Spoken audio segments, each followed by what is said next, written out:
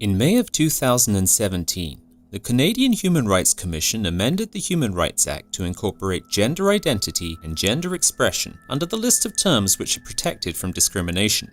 What are the origins of gender identity, and where did the concept of gender begin to stray from early dictionary definitions? In the 1950s, a psychologist and sexologist, Dr. John William Money, began applying the word gender when describing someone's sexual identity.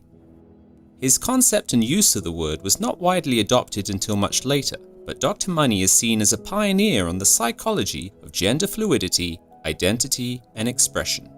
He believed that an individual's gender was a social construct that was determined by their upbringing and subsequent exposure to what society deems to be masculine or feminine. His argument was that nurture overrides nature. In the summer of 1965, in the city of Winnipeg, a mother gave birth to two twin boys. These two children would become the perfect test environment for Dr. Money to prove his gender theory of nurture over nature. The twin boys, named Brian and Bruce Reimer, had difficulty urinating when they were only a few months old. Doctors recommended circumcision.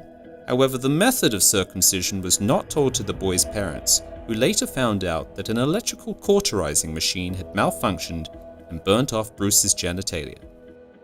Months later, the parents of the twin boys were watching television when they came across the charismatic Dr. John Money describing his work with transgenderism. After contacting Dr. Money and describing their situation, he agreed to help. Bruce, he decided, was to be raised as Brenda.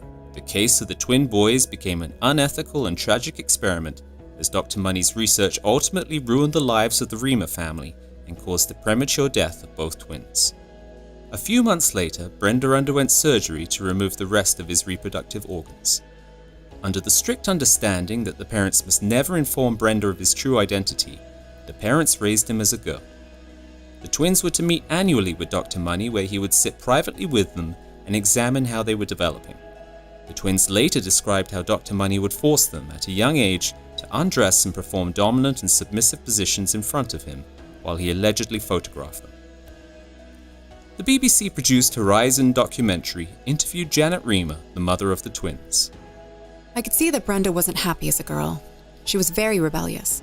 She was very masculine, and I could not persuade her to do anything feminine. Brenda had almost no friends growing up.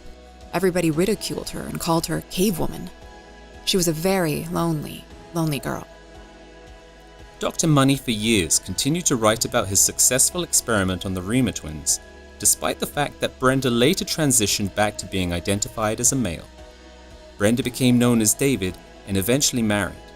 However, the traumatic upbringing of the twins ultimately led to both boys committing suicide. Psychologists and sexologists today still consider Dr. Money to have been a brilliant scientist, which has resulted in wide acceptance of his gender theory.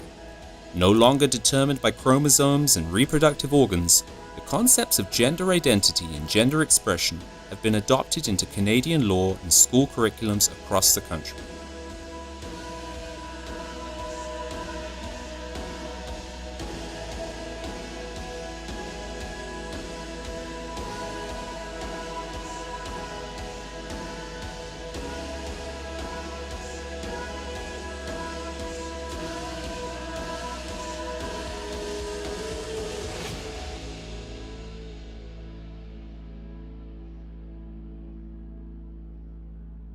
Subscribe and click the notification bell to receive updates about new content.